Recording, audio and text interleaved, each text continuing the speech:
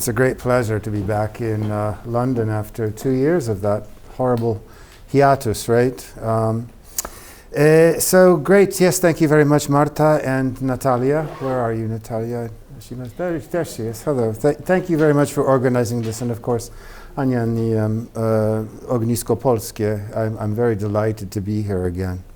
So without further ado then, I'd like to talk about the plays of Norwid, which I've recently translated, and very kindly you mentioned that we have several copies there on sale for you.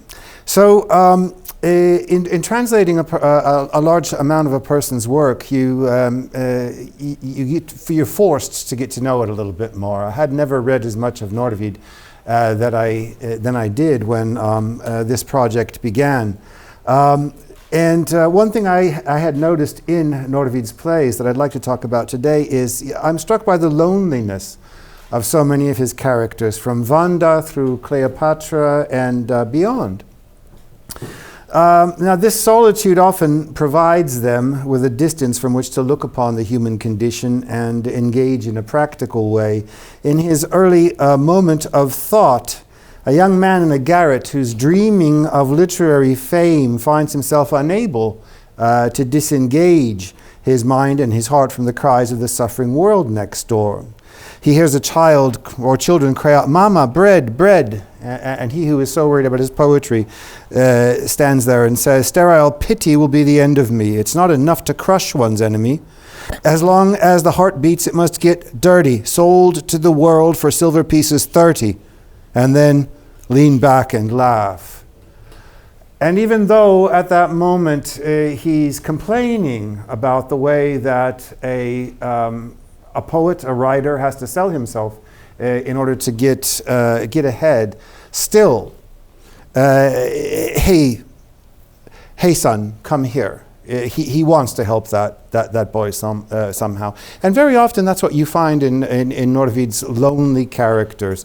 They have no one next to them, and so they move out towards the entire world, the entire human race, which is kind of interesting. Although I'm not sure of this, I can't be sure of this, it does seem that Norwid was by circumstance or design rather a lonely fellow. I'd like to turn your attention to what Kraszewski says about Norwid, not that Kraszewski, the important one back there.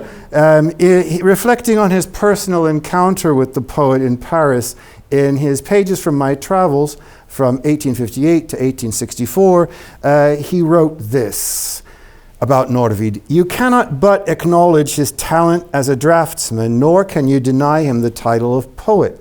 Unfortunately, we have here in Norwid the fruit of the age, of the moment, of some influences of the strangest nature in the world, a sickly, misfortunate being made up of bright rays and bands of inky blackness. You have to respect the suffering, fantasy, oddity, and talent you find within him, taking him as he is, but it is difficult not to pity this dislocated genius, too. The modern course of events has produced a certain exaltation. Mickiewicz, Krasiński, and Słowacki are the natural results of this age, but it has also given rise to such Cyprians, unhappy in their incessant fever, who batter the door upon arrival with all the eccentricity, originality, darkness, and mystery of genius." And those of us in the crowd who know Norwid in Polish, I think, can sympathize with all of that, especially the oddity and the strangeness, but also the genius. It exasperates you sometimes, Norwid's writing, and Kraszewski places his finger on this very spot. Cyprian has thought of himself, and indeed thinks himself, the equal of the greatest writers of the age, because he has at times surpassed them in mysticism and mysteriousness, which in his work has developed into a system. And what that system is, I hope to explore in a moment. By chance, looking through Norwid's artwork, I came across a curious sketch referring to the at the time fashionable philosophy of Hegel. If there's anything that I have less patience for than long sermons and the televised adverts, it is philosophy. So I'm not quite sure what this Hegel stuff is all about, but by a curious coincidence, I had in my hand a book on Różewicz's poetry, in which the author, Józef Maria Ruszar, speaks of Norwid being agog with Hegel. And I wasn't quite sure what's going on with that, and I had the opportunity to speak with Professor Ruszar on Sunday, and he very quickly pointed me toward Promethidion and saying that you'll find his Hegelism there. Now, I'm going to return to that in a little while, but from a different angle, this Hegel. I have a kind of a different idea what's going on in here. Now, Ruszar also speaks in this discussion of Hegel and Różewicz of the trinity of the good, the true, and the beautiful.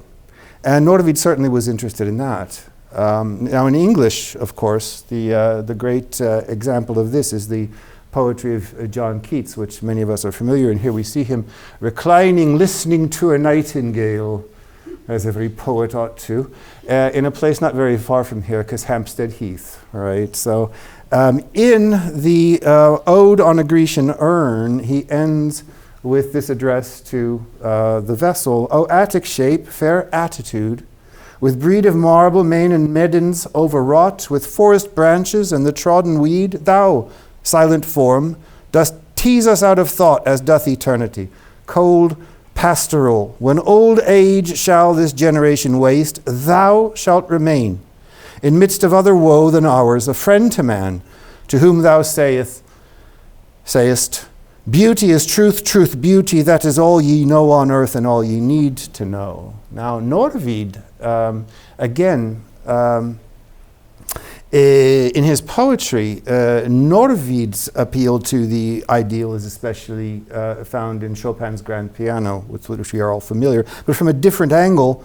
The ideal is represented by his friend's instrument, the beautiful ideal, sent crashing to the earth, debased human reality, toppled from a top floor by a vengeful band of Russians.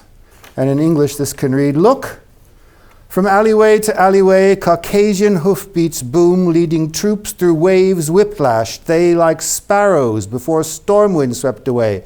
By hundreds, a building takes fire, cools, again glows with flame, and here beneath the wall I see the brows of sorrowing widows, butted with rifles all, and again I see barely as the smoke grows thick above portico columns there looms something similar to a tomb, hoisted, tipped, tumbled, tumbling, your piano.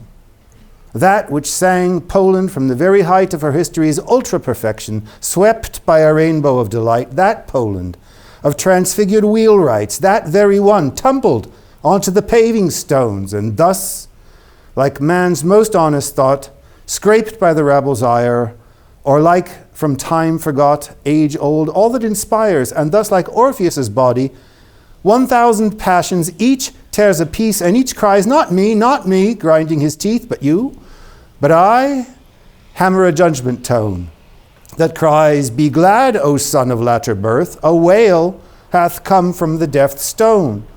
The ideal hath come down to earth. It would not be correct to deduce Norwid's attitude to the ideal that it is unattainable or necessarily becomes debased or destroyed in contact with earthly reality. Rather, it is the human attitude that is important here. The human hands of the Russians destroy the ideal, and yet hands no less human, Chopin's, elevated that real object to the heights of the ideal. The onus, as ever in Norwid, is on the individual person, human responsibility. So to consider again what the ideal might have meant to Norwid, returning to Kraszewski, we find this description of the poet's room on Rue Bellefonde 38. In his tiny, wretched little room, I found poor Cyprian, surrounded by the most varied mementos, studies, drawings, paintings. All of this reflected the character of the man. Above his cot, a white wooden cross had been hung, without the image of Christ, but with traces of blood very carefully painted, and with a certain careful consideration of the truth, there where the hands and feet had been pierced, and where the wounded head had lain, I'd never before seen such a crucifix like that, and it made on me perhaps a greater impression than the most beautiful figure of the crucified. Cyprian must be credited with inventing the idea of such a cross. And this cross, the cross in question, Norwid carved in 1854 during his brief stay in New York. And in June of 1859, Norwid offered it to Kraszewski, writing in a letter, "You are so dear to me that if you send me through someone, I am ready to send that cross to you. Just ask if you do like it." We're getting near that idea of what the system is that he was referring to. And earlier on, again in Chopin's Grand Piano, Norwid refers to how we might attain the ideal through transfiguration, by a determination to Christian action, by using one's talents, artistic or charitable, to further the kingdom of God upon earth. In part 4, he writes, "Here something played, the tones prayed, and something will afford, although the echoes will be differently dressed than when with your own hand you blessed each accord. Here something played with such simplicity, the Paracelsian absolute, as if some virtue of antiquity stepped into a village hut of rough larchwood, and laughing sighed, 'I was born anew in the sky.' The simple gates become a harp for me, a ribbon, that uneven trail. I see the host through rows of pale corn. Emmanuel now hails from Tabor, and here was Poland, from the very height of her history's ultra-perfection, swept by a rainbow of delight, a Poland of transfigured wheelwrights, that one of olden times be golden. I'd recognize her at the bounds of light." And this is a frequent theme in Norwid's writing.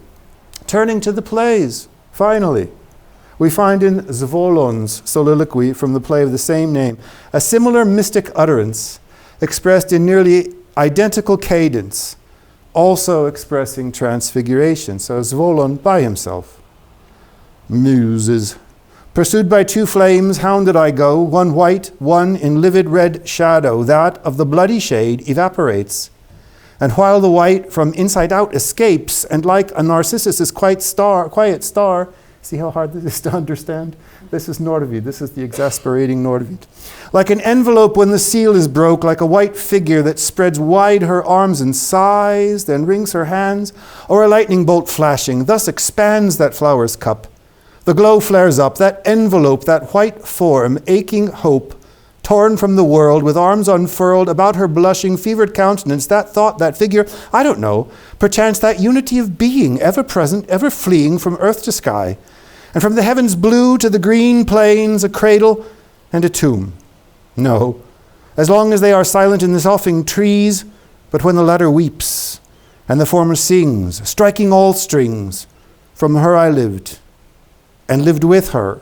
Her I now wish to see so perfect, so full of being, to be like the nation's eagle, in a flash, like a young thing of another world, leading the rushing throng, and psalter in hand, leading the nation in song. Like streaming choruses with rhythm angelic, aquiline lyric, from Lech to Lech, the national glory, and she with outstretched hand, toward the wings falling there, gathering from the air the echoes of history that might tangle twine in wreaths of this land. Fairly ecstatic and fairly dense. This calls to mind another poet to whom Norwid can be compared, both as far as religiosity and poetic form are concerned, Gerard Manley Hopkins, for the British in the room, right? 23 years Norwid's junior, who survived the elder poet by 6 years. Consider God's grandeur, with which many of us are familiar. The world is charged with the grandeur of God. It will flame out like shining from shook foil. It gathers to a greatness like the ooze of oil crushed. Why do men then now not reck his rod? Generations have trod, and all is seared with trade, bleared, smeared with toil, and wears man's smudge and shares man's smell. The soil is bare now, nor can foot feel, being shod. And for all this, nature is never spent. There lives the dearest freshness deep down things, and though the last lights off the black west went, oh, morning, at the brown brink eastward springs. because the Holy Ghost over the bent world broods with warm breast and with bright wings. Lovers of Hopkins's poetry recognize the key elements of his poetics, which Norwid would have appreciated: haikaitas, or thisness, a term borrowed from Duns Scotus, meaning what makes a thing unique, inscape, or the inner essential look of a thing, and in stress, the process of open concentration needed in order to arrive at that inner essence, that inscape. This would have struck a chord with Norwid, who also grabs us by the scruff of the neck and forces us to consider the inner meaning of things, or less dramatically, the hidden reality beneath appearances we so often interpret with a careless glance. Consider this scene from Zvolon. The main character is standing on a dusty path, contemplating the impressions made there by water jugs. A palace guardsman rushes up, having jumped to a conclusion at the sight of Zvolon, who seems to him, from past experience, a rather queer bird. The guardsman: "What have we here? Are you casting spells, magician? Drawing runes and warlock wheels on royal footpaths?" "These are royal seals." "What? Royal seals? Look closely. Can't you tell?" "No." "The garden implements all bear that mark." "Ah, I see. This is all well and good. But then Zvolon, whom it is ever harder to separate from Norwid than Konrad from Mickiewicz, bids him look deeper yet. Like God's word, so it goes. From choir to choir it flows on ever higher, and there it sparks, while here it bursts to flame. And lower still its fire cheers and feeds the plain, still lower with a lush green. And there's another mite of stone, a stupid thing that hastes about the ruts of waste where verdure is unseen, and it so mocks the truth with jibing splutter as choir on choir slips down the crooked gutter. The guardsman must look flummoxed, because then Zvolon simply looks at the sky and says, "It looks like we'll have rain again tomorrow. Goodbye." And the guardsman: "That fellow's strange. He's got a creepy aura." And I reckon that most of us feel a similar frisson in the presence of any mystic, including Norwid. And while Zvolon finally brushes off the impercipient guardsman with that masterful remark, "It looks like we'll have rain again tomorrow," in snide acknowledgement of the fact that he, and most of us, are only capable of such surface meditation on things, such easily graspable phrase-making conversations, perhaps most of us can sympathize with the guardsman, flummoxed at the sudden billow of arcane speech from choirs on choirs. We might be tempted to say, what this chap needs is a girlfriend. And I reckon that the young Norwid wouldn't have anything against that. Most of us also know that Mickiewicz had his Marilla. Norwid had his much more documented experience with Maria Kalergis, who broke his heart. And although she wasn't, if you'll pardon my shallow sexism, your typical pin-up, Zofia Węgierska had a deep platonic significance for Norwid, and he was crushed at her passing. So there were women in his life. And we'll get to this matter of Norwid's loneliness in a moment. But right now, speaking of arcane speech, I'd like to return to that idea of Norwid's Hegelianism that we broached a little earlier. And it's kind of the one thing that I see between Norwid and Hegel is kind of indirect. This fellow is my Doktorvater, Rio Preisner, and it's been kind of a misfortune of my life that the people who I've been closest to are all philosophers, and I can't understand them when they're saying anything to me except when we're ordering dinner. But Preisner, unlike his unworthy student, was a fish at home in the sea of philosophy. And he understands Hegel's thought and its overemphasis on the spirit as a continuation of the various heresies of Gnosticism. Preisner's concern was what he called skuteczna skuteczność, or real reality, including matter, which Gnostics of all stripes, especially totalitarians, despise, but wish to control, right? Forming it to their will. This is a dangerous thing, for as he puts it in one of his works, if no absolutely subsistent God exists who might, by the verdict of his absolutely independent will, present man with the grace that enables his yearning for elevation to a new higher level, then obviously there remains only an automatically functioning law of a controverting, emphasizing, and conserving dialectic which accomplishes everything by means of one incontestable condition, the total negation of human freedom. Norwid would have nothing to do with that, obviously. But did he, because of his poetic expression, which seems to border on the tangled undergrowth of Kabbalah, express himself like a Gnostic? No. He is closer to Preissner than anything in his existence on the divine Christian underpinning of reality, material reality, to which Hopkins, whom Preissner translated into Czech, by the way, also testifies. His words here of the danger of society cutting itself off from the Christian underpinnings of culture are not at all foreign to Norwid.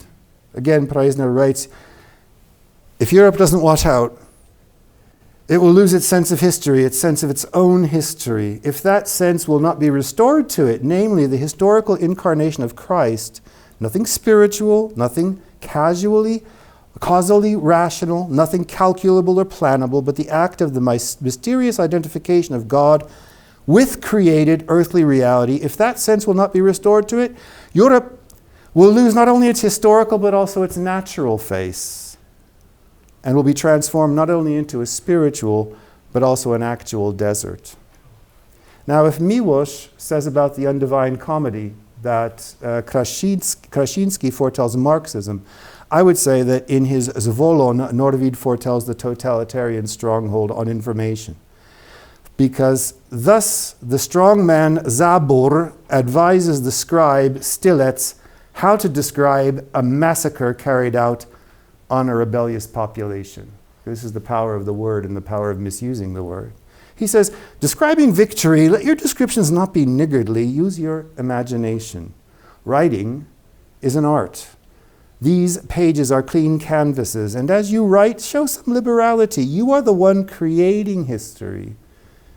Be as a trumpet, blaring, thundering, and your inventions will become the thing itself.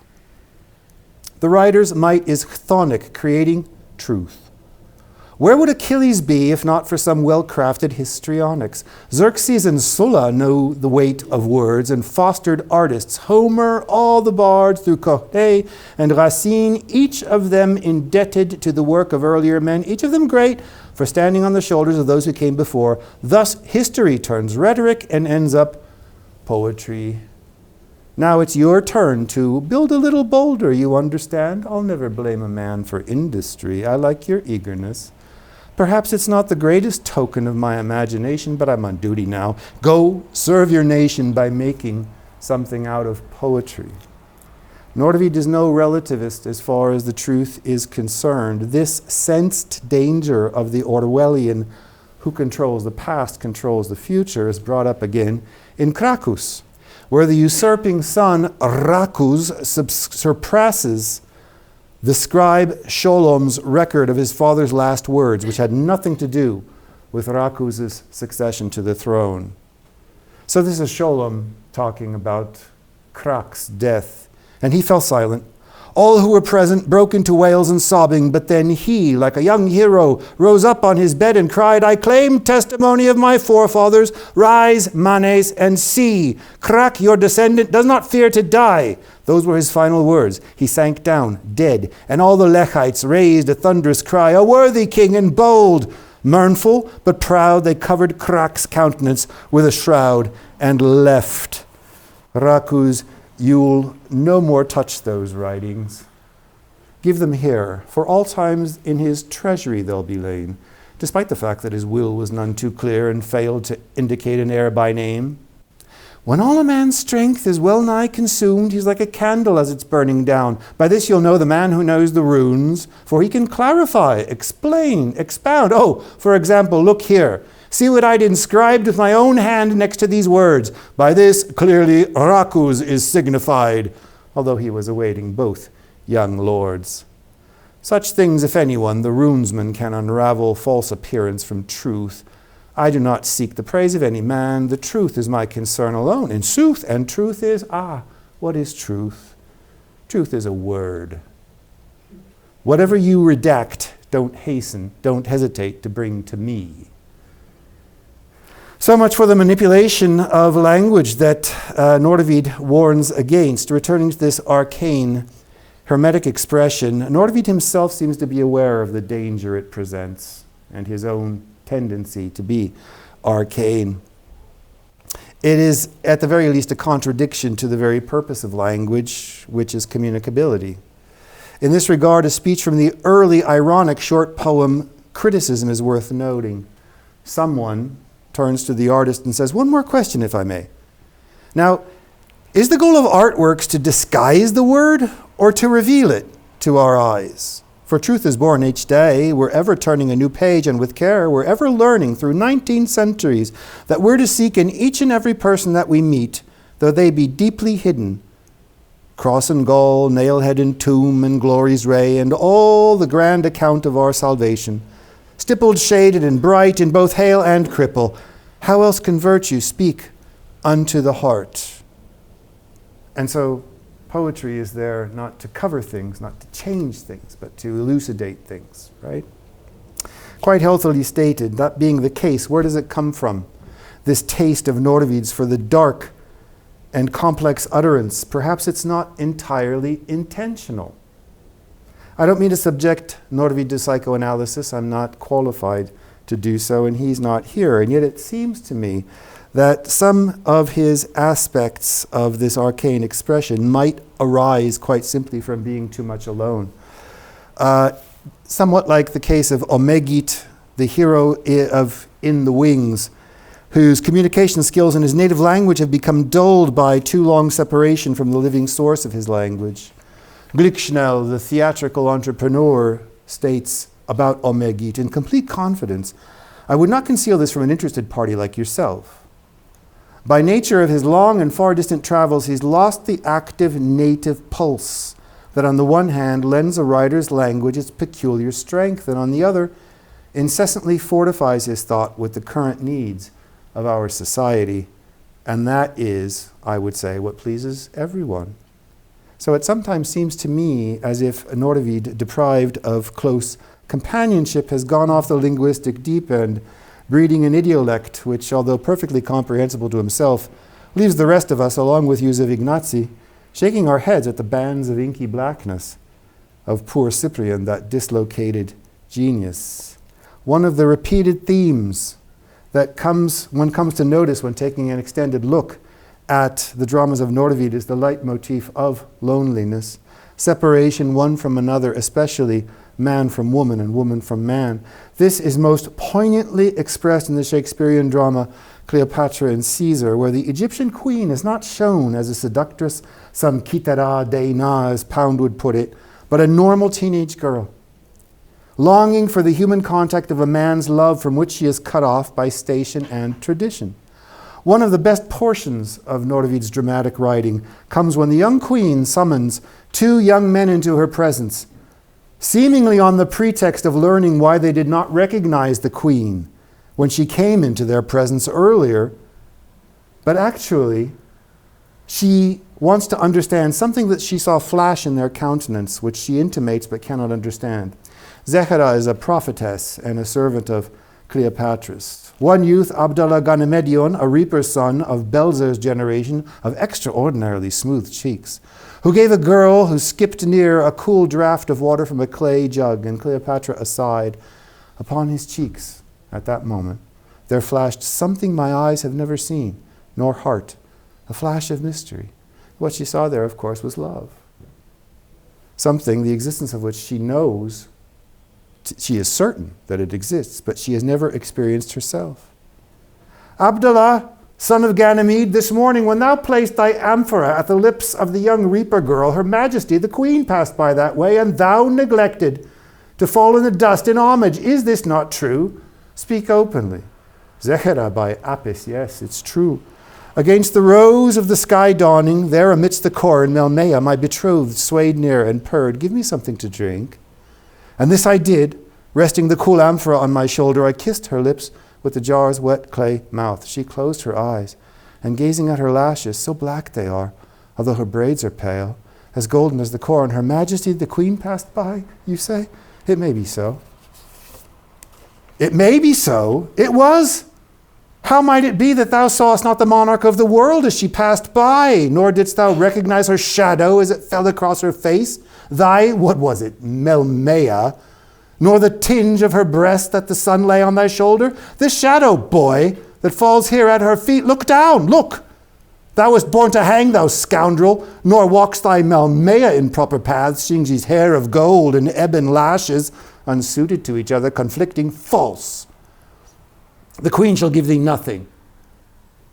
But to herself she says, for what might she give thee now, more than what thou hast? No, take this coin, look, there, it bears my likeness. Go, pin it till Melmea's breast, so that from now on thou shalt recognize thy queen. And it's not merely erotic love that Cleopatra wants to understand, but the love that we all hopefully have from people who are close to us and love us. In the case of the other boy, Phaleg Mun, he overlooked Cleopatra not because he was thinking of his lover. He was rejoicing in being able to retrieve his father's embalmed arm, which had been torn off by a shark, from whose maw the good son had saved him, plunging into the water himself. Talks about the casket he was carrying. Upon the lid, the legend is described of how the sole prop of his family was seized amidst the waves by a great shark which tore that arm, and I, true son of the bed unsullied, hurled myself in, knife in hand, to rescue the old man. Yes, this I did. And yet, soon after, father's wound worsened. He lost both arm and way of life, no longer able to pull the oar through the burly water. I had the arm preserved by the embalmers, for on such thing eternal life depends. How might he enter the next world a gimp? And long was I in debt to them, the Spicers, until today when I redeemed that limb. This was the day I crossed Her Majesty's path all unknowing, as I flew back home, the sacred casket in my bundle, joyful to bring the hand which blessed me when I married and moved my wife beneath my humble thatch back to its owner. Shadows, Zechera, are cast by all things. When the sun is strong and level at its rising, a queen's shadow stretches as far as doth the pyramids. And in his joy he noticed it not, whence that royal shadow fell, that sun rejoicing. Yes, yes, that same mysterious beam of feeling. And after pushing a handful of gold in his direction, she says, depart, your queen rejoices that you have a father and a peaceful hut. Norwid's Egyptian drama is not about the world of dynasties and kingdoms, or if it is a condemnation of anything, however great, that can come between real humans in reciprocal loving communion, the support of real woman for real man, and vice versa. And if you read Cleopatra, or if you come to the reading at the Globe of Cleopatra in June, one of the things that you will notice is that when Cleopatra speaks of Caesar as a man, she says Julius. And when she speaks of him as an institution, it's Caesar. And reflecting after his death, she says, as long as these two hands, eyes, memories could find support on Julius's breast, I gave no thought to Rome. For what Rome is, that great man with a word or in the still majesty of his being kept from me, blocking my sight by gesture or a nod, just like when someone sits down at a sill beyond which lies a city, and with elbow or fabric softly falling from a shoulder cuts off the view of millions of townsmen, one finger blotting out a battlement, eclipsing a huge temple with an arm. But now that noble man's been pushed away by 23 thrusts, and should my eyes peer through those 23 slits, I'd see 23 curses. 2 worlds darkened beneath 2 setting suns, 2 hearts submerged in these 2 worlds' demise. While Julius and Cleopatra yet remained together, they were like 2 living beings. But with a woman, Caesar is a stone that casts its shadow broadly on the sand, the greatness that was Rome, obliterating all commonality.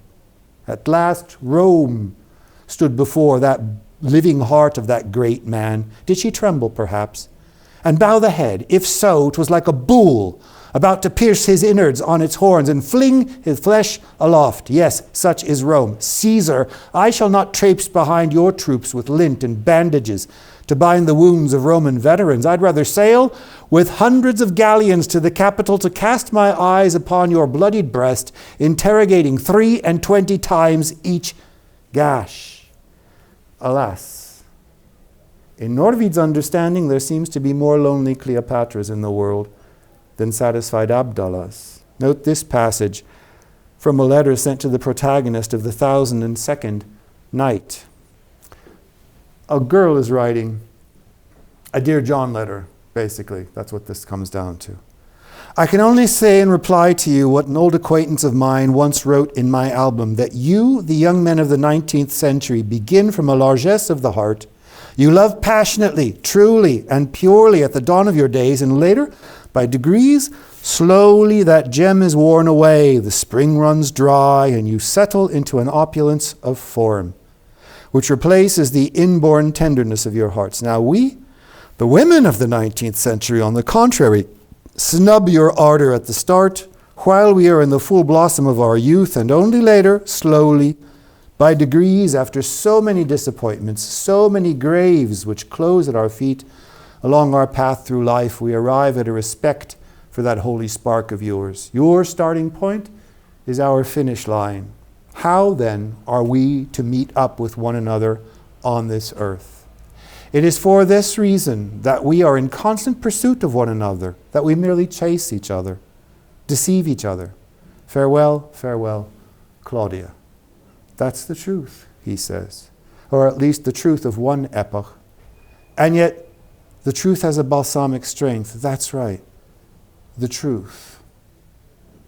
This might be part of the tragedy of Norwid if he had a personal tragedy. Being together is the natural state of man. It should be pointed out that Count Roger, who was doing the talking before, does find love in the end, though it be with someone else, not with Claudia. The crisscrossing of characters in Norwid's comedy Pure Love at the Sea Baths all end up happily with someone at the end of their story too. In the play, within a play, Tyrtaeus, written by Omegit, the main character of In the Wings, the crippled poet soldier Tyrtaeus finds love fulfillment with Aeginea, which gives him the strength to accomplish his destined task. Right? We all know that story. He was sent from Athens to lead the Spartans in battle. I'll tell you that without you, Tyrtaeus says to her, nothing's worth, nothing. Even the Delphic oracle itself is incomplete without a woman.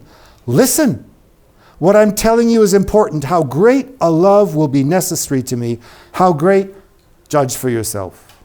And this is why I ask you to rest your white shoulder against my bosom and give in to this so noble need of my heart entire. No one has ever called any of the daughters of Athens to love with such sacred violence. And if you do not understand me, if you still do not understand me and accept me, there will be no Athens anymore, since there will never have been a woman in all of that city. And Aeginea herself is not opposed to this.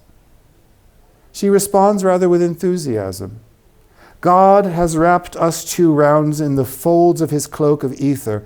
How might the Horagos of Ceres, that's herself, abandon you? Let slave girls and barbarian maidens sell their love for fields of grain, for a couple golden trinkets, or what have you of earthly valuables. It was not on such trade that the history of this fatherland developed, which trod down the walls of Troy. There is no place beneath this sky upon which Helen gazed, or where the Areopagus rises for houses of such traffic. Such love, O Horagos, is all of Greece. It is freedom, truth, and sanctity. Yet loneliness is never far away. Although Tyrtaeus departs with her love, he still departs alone. Listen, Tyrtaeus, let my aged father stand before me here, preceded by his servants as he sets out with torches to the general meeting. Let those torches light up our eyes, lighting us up from tip to toe, as we are, tangled in one another's arms. Let all of the household surprise us here, and I shall say, without hesitation, and with the same tone of voice, that all of the Areopagus, all of it rests here upon the virgin breast of this girl. For if the divine voice of Delphi has thundered out your name, this daughter of Athens will not give it the lie. Yes, I tell you truly, Tyrtaeus, no son of the great republic has been loved with a greater love than you. But not today, not now. Not as this night ebbs away will you toss me across your steed for my locks to entwine with his mane in the wind. So violent a wind is not that which will cool my brow and dry my tears. Tyrtaeus, you shall leave me in the city of your people. You leave me entwined about your thought and your heart, along with that power with which I might confront today the Olympic gravitas of my father, the power that I take from you, and I shall call upon it myself before long. I know not how to call it this evening. With this power I shall await the moment proper to a decisive enterprise, at which time I will unfurl it before my father, along with all I feel. And if my father will not understand me, the gods will. And if no one will understand me, your people will understand our orders, as will the horses you leave here, fleet of foot, sprinting over the dew of night. Oh, before us thunder the hooves of victory. And his mission to the Spartans will end in fiasco. Tyrtaeus' creator, Omegit, also separates from his intended on the evening when his drama flops on the stage. In the white tragedy, The Ring of the Grande Dame, one of Norwid's most extensive plays, most of the 3 acts of which are taken up with the anguish of young Mac Ix. The play is set in Scotland. Pining for the love of his cousin, the widowed countess, in which pair more than one commentator sees Maria Kalergis and Norwid himself. The play ends with everyone paired up, just as in Pure Love at the Sea Baths, yet it sure took a lot to get there. And when the countess, in a gesture of love, finally offers to marry Mac Ix, when the latter is unjustly accused of theft before the eyes of all, Norwid, ever the idealist, first has his hero refuse the offer in words that reflect almost unreachable standards. All right then. Under the pressure of a scandal, wherever your hand would incline, would it come along with that most precious thing, free will? Would you have it that your husband owed you to scandal, rather than your own free choice? No, madam, I'd be leading you astray. Perhaps I'd even become a liar, like the fellow who claimed to be a great marksman, finding a hawk stretched dead upon the ground, felled by a lightning bolt by chance after he shot and missed the mark. Oh, no, my noble cousin, you err sublimely, but even so you err. What we call the sublime is so for this reason, sublime in that it is above all hap. It spills forth from a heavenly fountainhead, everywhere self-inspired and always free. Can one be coerced to magnanimity without once playing false to one's own will, which in revenge will deceive one too in time? The sort of man who would accept so great, so tempting an excess of such a heart would be a cunning fellow merely. I, in this age, in this 19th century, would rather not be skilled in cleverness. Of course I have been clumsy more than once. Clumsy? Well, maybe metaphorically. Why? Let him understand who is capable. Oh, that quasi-biblical, let him understand who is capable. How fitting, is it not, in a consideration of Norwid's writing? Returning to the play, to his credit, Norwid has the Countess call Mac Ix out on this. Hers is, after all, a spontaneous act of love, not generosity. For she hesitated a moment when he was accused, fearing that perhaps maybe he did steal the ring in the first place. Fearing for him, though, not just for the honor of her house. Why would she make this offer if she did not love him? So she turns to him angrily. Listen, it is a man's duty to transform the sudden elevated moment to a smoothly flowing level tract of life. But if you are too weak to do this yourself, if you're not man enough, unfit for that, I'll take the duty onto my own shoulders. Again, to Norwid's credit, he realizes that love is a material thing between real men and real women, of real flesh and blood, and not disembodied spirits. Mac Ix was soaring amongst the ether of the ideal, and when the Countess pulls him down to earth, angrily, as the Didascalia note, and her friend and confidant Magdalena cries out, Maria, you are marvelous. It's hard not to agree. There yet remains, with your patience, a brief mention of the 2 Kraków dramas, Vonda and Krakus. For whatever Norwid knew or experienced of the fulfillment of love, it remains true that most of his heroes are either abandoned or remain alone by force of circumstance or choice. Often it is a sacrificial choice. In Vonda, we are given to know that Vonda could have loved Rytigier, but that choice would have been a selfish one. She, who had withdrawn into a mystic silence, separation of silence, at the beginning of her story, gives over personal happiness with the German knight for the good of her people. And after a mystical vision of the sacrifice of Christ, she's walking up to her mound. She passes. Now she's standing at the mound. "My good people," she says, "I've seen above our land God's immense shadow, like a straight road run. It was but the shadow of his hand, and that hand pierced.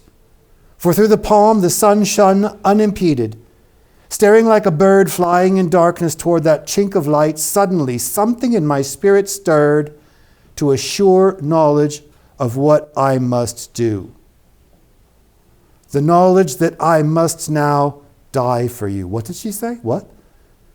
"Great hearts, you brought me such ware, each what he could, in offering to me, enough for one life, one eternity. My people, what strange warriors you shall be. I shall entrust you into God Prove's care, and as for me, I give you all."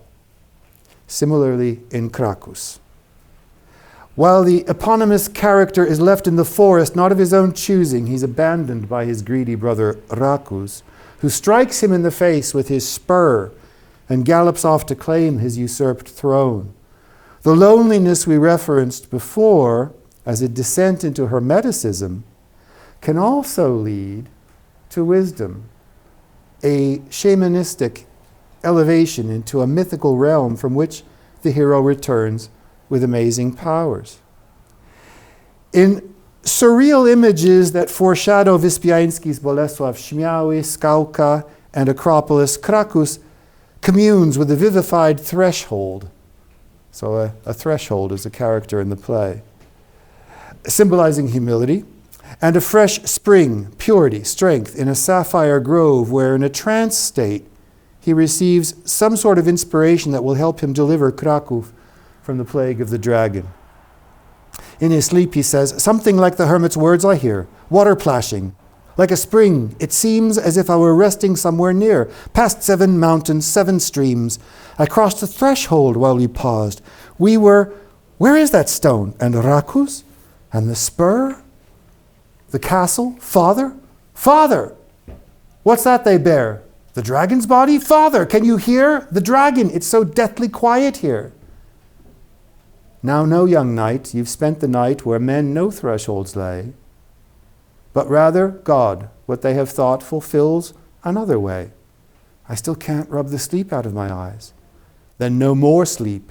This wisdom keep ever present in your mind. Poems can heal and bite like steel, strike the dragon with such rhymes. There we are. And now the walls of the sapphire grotto fall away. Arise, prince, rise. Late is the hour. I rise, able and filled with power. And strike he shall with his lyre. And a preternatural knowledge like Vanda's of the Christian truth, which again had not yet reached pagan Poland. He approaches the dragon's den, singing, "Come forth now, by the faith of faiths I conjure you, who gnaw the soul. Your spell is gone with your last breaths. My spell, it is no spell at all. God knows how much sin, foul and black, impels me here to sling this word into your face. My only sword, this lyre. This song, my only act. My song is now no song at all." And now it gets interesting. Although most of the people of pagan Poland in Vonda and Krakus have never heard of Christ, just as in Hopkins's God's Grandeur, the truth will shoot forth from this world like shook foil, as it is the very basis of reality. So the initiate, to risk speaking of Gnosticism here, have contacted that inner truth of the world, Vonda and Krakus, through mystical dream, the hermit, whom Krakus and Rakus consulted earlier in the play, through visitors from the Holy Land, although nota bene, as a solitary mystic. He too might well have come across this knowledge by spiritual inspiration himself. He tells the boys, "He shall not be a snake who kills a snake, no serpent he who deals him the death blow. This matter was decided long ago, past 7 streams and mountains, far from here. The breezes still waft near the perfumed air from thence, where the first snake by a virgin's foot was crushed. Your dragon's merely an offshoot of that first evil. If the lopped-off limb rots, as you say, and does not generate new reptiles, soon you'll see the end of him. From time to time, those who search far and wide for wisdom have reclined here at my side, and I have shared my board, though sparse and plain, with such as for her sake endure much pain. One of these travelers came from distant parts, and knew this matter of the snake by heart, how he was conquered by the grace of God. I listened long, and then fell deep in thought. I listened long to that pilgrim's account. He it was planted that gold apple tree by which your archer now holds fast your mount. He planted it, blessed it. Now annually it bears fruit twice. Its fragrance fills the wood to overflowing, an aromatic flood. No pest or insect does it any harm. It is respected by each flock and swarm. He shall not be a snake who kills a snake, no serpent he who deals him the death blow. That first dragon, by virgin overthrown, still spits his venom through your stubborn drake. After his brother's victory over the dragon, Krakus, the typical bully who hesitated through so many days, whether out of fear or incompetence from approaching the dragon's lair, now rushes up on his horse, and in a fit of petty anger at the hooded savior, who refuses to reveal his face, strikes his own brother down. The assembled people are shocked, and just like someone we might remember who only likes winners, Krakus exclaims in surprise, "Hey, people, you demanded great deeds. Take now this token, this sword that still bleeds. It broke the knight that slaughtered the dragon. Who's the champion now? Who's left? Who's won? Whom should you praise? That merits some reflection." In the old man, I seem to see the dragon's resurrection. Marvelous line given to the old man, which I think reveals something essential about Norwid's mystical introspection. Just as the action of Polish monumental drama takes place, if you will, in the shaded area of the Venn diagram at the intersection of the material and spiritual worlds, so we should also be conscious mystics. Conscious of the fact that, as T.S. Eliot remarked, each of our actions, however small, is fraught with eternal significance. It is either an option for the good or for evil.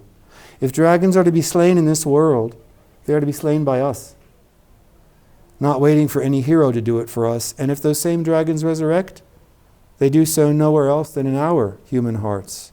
Something of a pity that Norwid never read Hopkins. He surely would have been delighted by concepts of inscape and instress. Above all, that inscape of man, what man should be. I say more. The just man justices, keeps grace. That keeps all his goings graces, acts in God's eye what in God's eye he is, Christ. For Christ plays in 10,000 places, lovely in limbs, and lovely in eyes not his, to the Father through the feature of men's faces. There is, however, one author that Norwid read and admired, and who may have had a significant influence on his thinking about Christianity and our daily lives. That would be Adam Mickiewicz. Norwid quotes Forefathers' Eve, Part 3, in Zvolon. And in that work, it is that work, Jadi, that I wish to reference at the end of this long talk. There is a beautiful, sometimes overlooked passage near the conclusion of this greatest work of Polish literature when Konrad, being led off to exile, comes across Father Piotr, the priest who exorcised him of his very real demons in the great improvisation scene. Konrad doesn't recognize him at first. That's odd. I've never seen that priest before, and yet I seem to know him. I'm as sure as if he were my brother. Once I dreamed, yes. Now I do remember where I've seen that face, those very eyes of his. His was the hand that plucked me from the abyss, and it is now that he approaches him. Father, though we don't know each other well, at least you don't know me. Please deign accept the thanks of one who in his conscience knows the grace poured out on him while his reason slept. Friends are always well met, even such as those seen in dreams only when so many foes surround us. Take this ring, Father, and sell it. Give half to the poor, half for the suffering souls in purgatory. Well, I know their dole if purgatory be imprisonment. And who knows if I'll ever hear Mass again. It's not hard to believe that Norwid would not only have noticed this passage, but been struck by its great beauty. Here, the shaman poet Conrad, who in his pride dared to compare himself with God, creator to creator, trying to pass a check, so to speak, he had no funds to cover. Here does a simple act of charity, which may not be able to save the world, but will make it a little better. It's something that we can all do. Something we all should do. As Mac X mentions to the Countess when she wishes to have him appointed to the board of one of the charitable organizations he heads. Mac X, you'll come with me first to each house here in the region and wherever folk are used to stroll so that people see you here at my side as someone close to me whom I respect. And then I'll submit your name to the committees and you'll be inscribed a member of the board, a permanent one, in our society of mercy. I'm one already. I'm a Christian. So are we, perhaps, and if so, maybe we ought to start acting like it. Certainly that's true of me.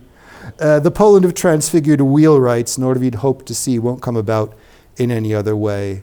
As was mentioned, there are some books there if anybody is not already so bored to tears that you don't want any more Norwid, but if your hunger has not been sated, there we have that. And I would also like to point out that the Cleopatra and Cesar in that translation is going to be read at the Globe on the 26th of June, and I'm very, very pleased to recognize the director, James Wallace, who graced us with his presence today.